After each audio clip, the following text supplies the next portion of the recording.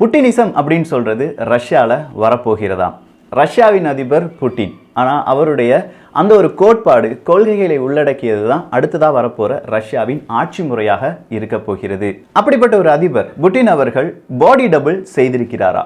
இந்த பாடி டபுள்னா என்ன? இதே மாதிரி ஏதாவது ஒரு ரஷ்ய வீரர்கள் இல்லாட்டி அதிபர்கள் செய்திருக்கிறார்களா? இதை தான் இந்த ஒரு பதிவில் பார்க்க போகிறோம். அன்பு தமிழ் நெஞ்சங்களுக்கு தமிழ் பொக்கிஷத்தின் வணக்கங்கள்.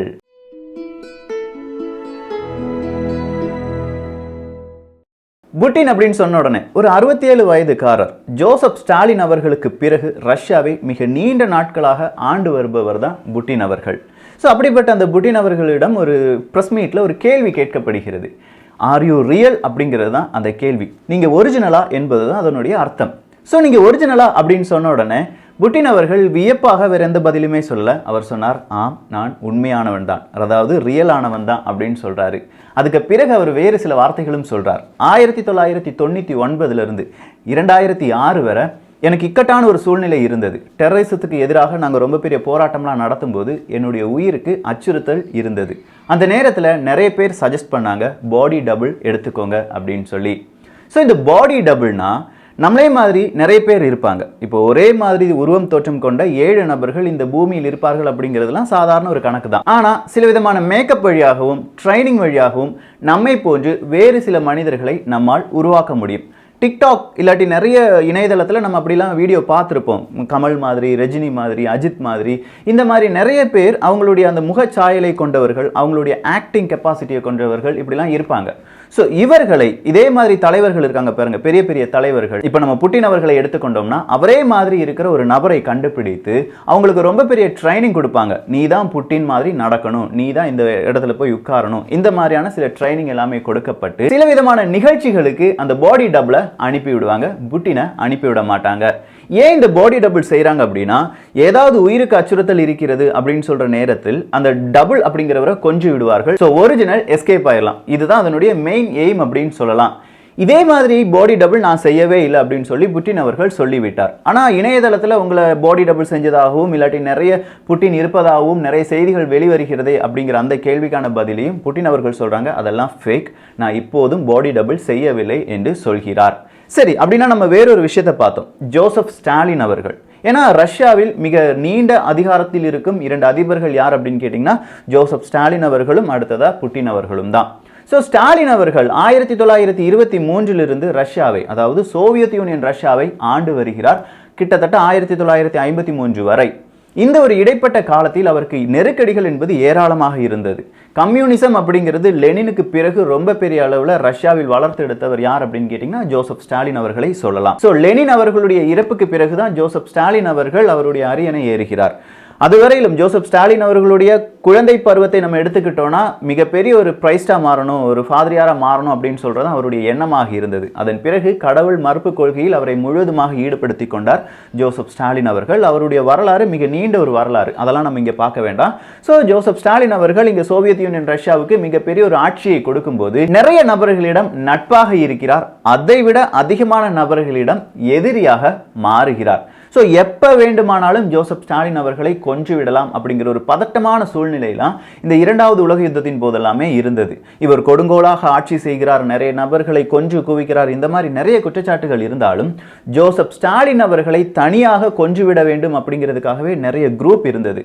இவர்களை பாதுகாப்பதற்காகத்தான், ஜோசப் ஸ்டாலின் போன்றவர்களை பாதுகாப்பதற்காகத்தான் KGB அப்படின்னு நம்ம இப்போ சொல்றோம் பாருங்க, அதனுடைய முந்தைய வெர்ஷன் எல்லாமே, அதாவது அந்த அமைப்பு எல்லாமே உருவாக்கப்பட்டது. அதனுடைய முதல் வெர்ஷன், அதாவது KGBக்கு முந்தைய வெர்ஷன் என்ன அப்படின்னு கேட்டிங்கன்னா NKVD அப்படின்னு சொல்லுவாங்க. ஸோ இந்த NKVD இல்லாட்டி இந்த சோவியத் யூனியன் ரஷ்யாவின் சீக்ரெட் போலீஸ் என்ன செய்வாங்க, இந்த ஸ்டாலின் மாதிரி இருக்கிற நபர்களை கண்டுபிடிப்பார்கள். கிட்டத்தட்ட ஸ்டாலின் அவர்களுக்கு, ஜோசப் ஸ்டாலின் அவர்களுக்கு எத்தனை டபுள் இருந்துச்சு அப்படின்னு கேட்டிங்கன்னா, பாடி டபுள் இருந்தது அப்படின்னு கேட்டிங்கன்னா 4 to 7 பாடி டபுள் இருந்ததாக சொல்கிறார்கள். 2 உறுதிப்படுத்தப்பட்ட தகவல்கள் இருக்கிறது.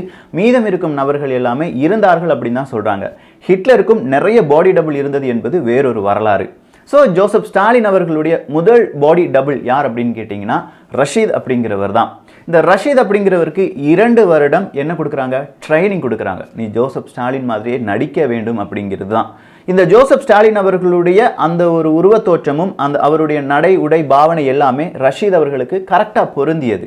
ஸோ அவர் இந்த ஜோசப் ஸ்டாலின் அவர்களுடைய அந்த ஒரு பிளே நாடகத்தில் எல்லாமே நடிக்கிறார். அவருடைய அந்த கேரக்டர் நாடகத்தில் எல்லாமே நடிக்கிறார்.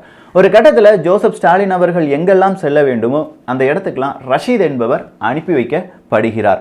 ஸோ இந்த ரஷீத் செல்லும் இடங்களில் ஜோசப் ஸ்டாலின் அவர்கள் மறைமுகமாக இல்லாட்டி மாறு வேஷத்தில் அதே நிகழ்வுக்கு வருவார். இப்படிலாம் பலவிதமான நிகழ்வுகள் அங்கே இருந்தது. ஸோ இப்போ நமக்குலாம் ஒரு கன்ஃபியூஷன் இருக்கும், அந்த பேச்சு அந்த வாய்ஸ் எப்படி சரியாகும். நடை உடை ஓகே தான், ஃபேஸையும் நம்ம ஏதாவது மேக்கப்லாம் போட்டு அவர் மாதிரியே செஞ்சிடலாம். வாய்ஸ் அப்படிங்கிறது எப்படி கண்டுபிடிக்காமல் இருந்தார்களா என்று கேட்டால் இங்கே தான் இந்த கேஜிபி அப்படி இல்லைன்னா அந்த சீக்ரெட் போலீஸ் ரொம்ப ரகசியமாக விளையாண்டாங்க. ஒவ்வொரு நேரத்திலையும் பலவிதமான நிகழ்வுகளில் இந்த ரஷீதை அனுப்பி வைக்கும்போது சரியான விதத்தில் பேச்சுவார்த்தை அப்படிங்கிறதே அங்கே இருக்காது. பேச வேண்டிய நிலை இருந்தால் ஒரிஜினல் ஸ்டாலின் அவர்கள் அங்கே வந்து விடுவார்கள். பேச வேண்டாம், சும்மா அங்கே வந்து உட்கார்ந்தா மட்டும் போதும் அப்படிங்கிற நேரத்தில் தான் ரஷீத் அவர்களை அனுப்புவார்கள். அது மட்டும் கிடையாது, இன்னைக்கு மாதிரி அன்னைக்கு இந்த இணையதளம் மீடியா இது எதுவுமே இல்லை. ஸோ அவர் பேசினாலும் அதை ரெக்கார்ட் பண்ணி இது அவர் தானான்னு கண்டுபிடிக்கிறதுக்கு இல்லை அதை சொல்லி காண்பிப்பதற்கு நிறைய பேரால் முடியாது. அதுவும் அவங்களுக்கு ஒரு பாசிட்டிவாக ஒரு ப்ளஸ் பாயிண்டாக இருந்தது அப்படின்னு சொல்லலாம். ஸோ இந்த ரஷீத் அவர்கள் ஒரு கட்டத்துக்கு மேலே, அதாவது ஜோசப் ஸ்டாலின் அவர்கள் இறந்த பிறகு வேற வழியே இல்லாமல் அவருடைய மீசை எல்லாமே ரொம்ப பெரிய அளவில் ஷேவ் பண்ணிட்டு ஆள் அடையாளம் இல்லாமல் வாழ்ந்தார் அப்படிங்கிறது வேறொரு வரலாறாக இருக்கிறது. இது ரஷீத் அவர்களை நம்ம பார்த்த பாடி டபுள். அடுத்த பாடி டபுள் தான் ரொம்பவே வியப்பான சுவாரஸ்யமான பாடி டபுள், ஜோசப் ஸ்டாலின் அவர்களுடைய பாடி டபுள். அவருடைய பெயர் ஃபெலிக்ஸ் டடைவ் அப்படிங்கிறது தான். ஃபெலிக்ஸ் அப்படின்னே கூப்பிட்டுலாமே. 2வது உலக யுத்தத்தின் போது அவருடைய வயது 20லிருந்து 22 இருக்கும், அவ்வளோதான். இந்த 2வது உலக யுத்தத்தின் போது ஃபெலிக்ஸ் அப்படிங்கிறவருக்கு நிறைய அடிபட்டுருது. எங்கெல்லாமோ பாடியில் அங்கங்கே அடிபட்டு ஹாஸ்பிட்டலில் இருக்காரு. ஹாஸ்பிட்டலில் இருக்கிற நபரை நம்ம இந்த சீக்ரெட் போலீஸ் கேஜிபிலாம் சொல்லிட்டு இருக்கோம் பாருங்க, அவங்க வந்து கடத்திட்டு போயிடுறாங்க ஃபெலிக்ஸை. ஏன் கடத்திட்டு போறாங்க அப்படிங்கிறது ஃபெலிக்ஸுக்கு தெரியாது, கடைசி வரையும் தெரியாது. ஆனால் ஃபெலிக்ஸினுடைய குடும்பத்தாரர்களுக்கு சொல்லிட்டாங்க ஃபெலிக்ஸ் அவர்கள் இறந்து விட்டார்கள் அப்படின்னு சொல்லி எல்லாரையுமே நம்ப வச்சுட்டாங்க. இந்த சீக்ரெட் போலீஸ் எல்லாரையுமே நம்ப வச்சு ஃபெலிக்ஸ் அப்படிங்கிற ஒரு மனிதன் இருந்தான், அவன் இறந்து விட்டான் அப்படிங்கிறது மட்டும்தான் எல்லாருக்குமே தெரியும். ஸோ இந்த ஃபெலிக்ஸை ஒரு இடத்துல கொண்டு போய் ரொம்ப விதத்தில் இவர் ஸ்டாலினுக்கு பொருந்துவாரா அப்படின்னு சொல்லி பார்த்துட்டு இருக்காங்க. அப்போ ஸ்டாலினுடைய வயது என்ன அப்படின்னு கேட்டிங்கன்னா ஒரு 58லிருந்து 60 வயது இருக்கும்.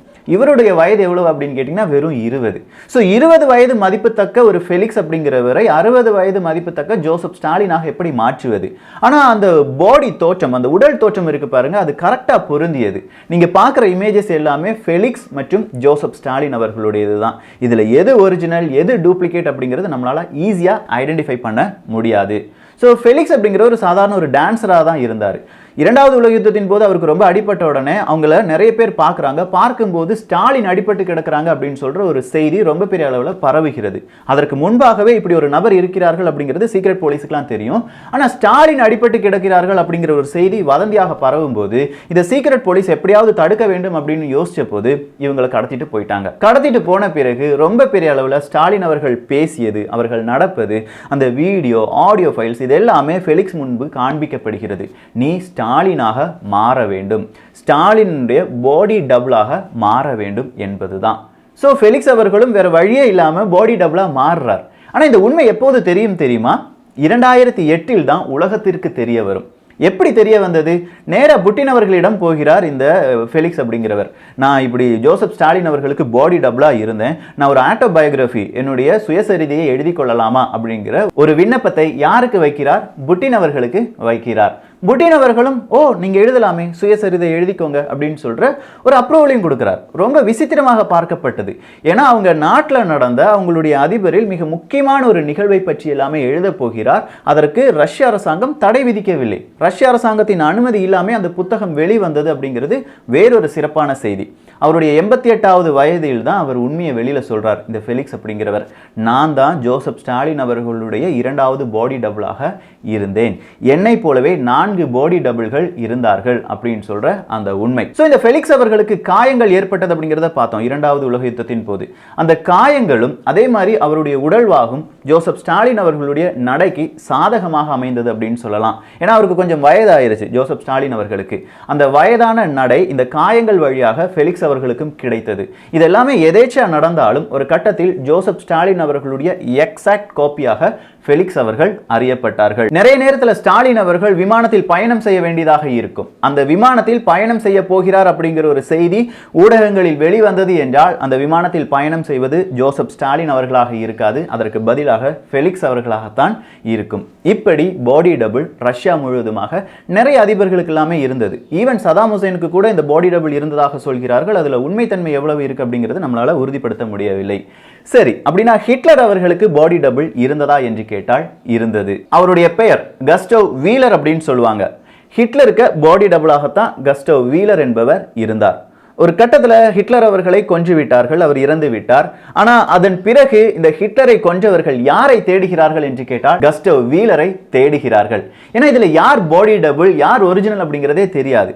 சோ இவர் போல இருக்கிற எல்லா பாடி டபுளையும் கொல்ல வேண்டும் என்பதும் ஒரு உத்தரவாக இருந்தது. அதன் காரணமாக இந்த கஸ்டவ் வீலர் என்பவரும் கொல்லப்படுகிறார். ஹிட்லர் அவர்களுடைய உடல் எங்கே வைக்கப்பட்டதோ அதுக்கு அருகிலேயே இந்த கஸ்டவ் வீலர் அப்படிங்கிற உடலும் வைக்கப்படுகிறது. இதுல யார் ஒரிஜினல் என்பதை கண்டுபிடிப்பதற்காக. இதே மாதிரி நிறைய பாடி டபுள் என்கிற இந்த ஒரு ஹிஸ்டரி எல்லா அரசாங்கத்தினுடைய ஒரு ஹிஸ்டரியில இருக்கு அப்படின்னு சொல்லலாம். ஒட்டுமொத்தமா பார்க்க போனா புட்டின் அவர்கள் எனக்கு பாடி டபுள் இல்லை என்று சொல்கிறார். ஆனா ஊடகங்கள் அவருக்கு பாடி டபுள் இருப்பதாக சொல்கிறார்கள். இது எல்லாமே ஒரு சீக்ரெட் தான். இந்த சீக்ரெட் பல வருடங்களுக்கு பிறகுதான் வெளியில் வரும். எப்படி 88 வயதில் ஃபெலிக்ஸ் அவர்கள் உண்மையை சொன்னார்களோ அதே மாதிரி யாராவது வந்து உண்மையை சொன்னால்தான் இது உண்மையா பொய்யா என்பதே நமக்கு தெரிய வரும். எனவே இந்த செய்தியை பற்றிய உங்களுடைய கருத்துக்கள் இங்கே வரவேற்கப்படுகின்றன. எல்லோரும் தமிழ் பொக்ஷத்தில் இணைந்திருங்கள். தமிழ் பொக்ஷம் சேனலை சப்ஸ்கிரைப் செய்யாத தோழர்கள் தோழிகள் தயவுசெய்து சப்ஸ்கிரைப் பண்ணிக்கோங்க. நல்லதை பகிர்ந்து நல்ல சமுதாயத்தை உருவாக்குவோம். நன்றி, வணக்கம்.